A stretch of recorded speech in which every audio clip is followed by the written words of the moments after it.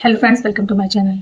तो प्रेगनेंसी में खुजली होना वैसे तो नॉर्मल सी बात है, लेकिन कुछ रीजन ऐसे होते हैं कि अगर आपको प्रेगनेंसी में खुजली बहुत ज़्यादा हो रही है तो उससे आपके बच्चे पे भी बुरा असर पड़ता है।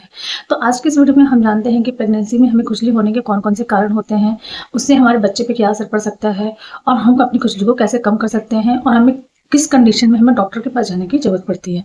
तो नंबर वन कि अगर आपके शरीर में प्रेगनेंसी में हार्मोन्स हमारी बॉडी में जो चेंज हो रहे होते हैं तो उसका भी एक रीजन होता है कि उसमें प्रेगनेंसी में खुजली होती है।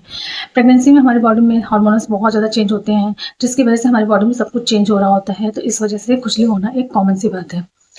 नंबर 2 है कि अगर आपका वेट गेन हो रहा है, जैसे कि प्रेगनेंसी में हमारा जैसे-जैसे प्रेगनेंसी हमारी आगे बढ़ती है, वैसे-वैसे हमारा वेट गेन होता है, तो कुछ लोगों को प्रेगनेंसी के 9th मंथ में स्ट्रेचिंग की इसकी प्रॉब्लम हो जाती है, तो वो भी एक नॉर्मल सी बात है।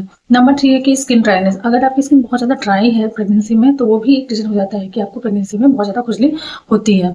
नंबर 4 है कि जैसे-जैसे हमारी प्रेगनेंसी में हम बेबी का साइज़ इंक्रीज़ होता है, वैसे-वैसे यूट्रस का साइज़ इंक्रीज़ होता है, तो उसमें जो हमारे स्टमक की जो स्किन होती है, वो बहुत ज़्यादा खिंचाव पड़ता है। तो उसमें भी क्या होता है कि वो स्ट्रेचिंग पड़ जाती है, स्ट्रेच मार्क्स पड़ जाते हैं, तो उसकी वजह से भी हमें खुजली होने लग जाती है। अब बात करते हैं कि हमें किस कंडीशन में हमें डॉक्टर के पास जाने की ज़रूरत पड़ती है। तो अगर आपकी बॉडी में बहुत ज़्यादा खुजली हो रही है, आपके हाथ में, पैर में बहुत ज़्यादा रेडनेस हो गई हो, खुजली हो रही हो, तो ये नॉर्मल सी बात नहीं होती है। इस कंडीशन में आपको डॉक्टर के पास जाना चाहिए। बात करते हैं कि इससे हमारे बच्चे पे कौन से प्रभाव पड़ते हैं। तो जैसे क्या होता है ना कि अगर प्रेगनेंसी टाइम में आपको बहुत ज़्यादा खुजली हो रही है, तो इसका एक रीज़न ये होता है कि बच्चे ना कभी-कभी बच्चे पेट में पॉटी करता है, उसकी वजह से भी हमारी स्किन में एलर्जी होने लग जाती है। तो उसमें क्या होता है कि बच्चे को टाइम से पहले डिलीवर करने की ज़रूरत पड़ जाती है।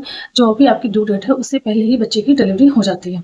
अगर आपके बच्चे की डिलीवरी पहले होती है, तो इसमें ये भी प्रॉब्लम होती है कि कभी-कभी बच्चे की सारी चीज़ें बहुत अच्छे से मैच्योर नहीं हुई होती हैं, तो उस केस में भी थोड़ी बहुत प्रॉब्लम होती है। बच्चे का वेट अच्छे से नहीं गेन हो रहा होता है, जो बर्थ वेट होता है, वो उससे पहले होता है, तो बच्चे का वेट उतना ज़्यादा नहीं होता है। बच्चे की सारी चीज़ें इतनी मैच्योर नहीं हुई होती हैं, तो ये सारी प्रॉब्लम्स होती हैं। अगर आप प्रेगनेंसी टाइम में अगर आपकी यूरिन का कलर बहुत ज़्यादा येलो हो, आपकी आइज़, आपकी अगर बॉडी बहुत ज़्यादा येलो हो रही हो, तो ये भी इसमें भी आपको डिले नहीं करना चाहिए। इसे भी आपको डॉक्टर के पास तुरंत जाना चाहिए। जानते हैं कि हमें प्रेगनेंसी में इचिंग से बचने के लिए क्या-क्या करना चाहिए? तो देखिए, सबसे पहले तो आपको स्किन को अपने बहुत ज़्यादा मॉइस्चराइज़ करने की ज़रूरत पड़ती है, क्योंकि प्रेगनेंसी में स्किन बहुत ज़्यादा ड्राई होती है, तो उसमें आप कोकोनट ऑयल या किसी भी अच्छे तरह के मॉइस्चराइज़र का यूज़ कर सकते हैं। नंबर 2 कि अगर आपको इचिंग हो रही है, तो आपको गुनगुने पानी से नहाना अवॉइड करना चाहिए। गर्म पानी या गुनगुने पानी से आपको नहीं नहाना है।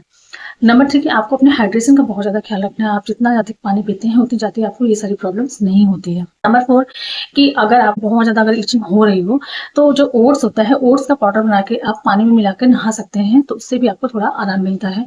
आप एलोवेरा जेल को अपनी बॉडी में भी लगा सकते हैं। कोशिश करें कि कॉटन के कपड़े पहने, कोई भी टाइट कपड़े ना पहने, कोई भी ना पहने जिससे कि आपको प्रॉब्लम होती हो। तो कोशिश करें कि प्रेगनेंसी में ढीले कपड़े पहने और कॉटन वाले कपड़े पहने। तो गाइस, ये सारी चीज़ें हैं जिसमें अगर आप फॉलो करते हैं, तो आपको प्रेगनेंसी में इचिंग की प्रॉब्लम थोड़ी कम हो सकती है। लेकिन अगर आपकी प्रॉब्लम बहुत ज़्यादा हो रही हो, आपको बहुत ज़्यादा इचिंग हो रही हो, कंटिन्यू बनी हुई हो, तो उसमें आपको अवॉइड नहीं करना चाहिए। उस केस में आपको इमीडिएट जाकर डॉक्टर से मिलना चाहिए, ताकि आप भी हेल्दी रहें, आपका होने वाला बच्चा भी हेल्दी रहे।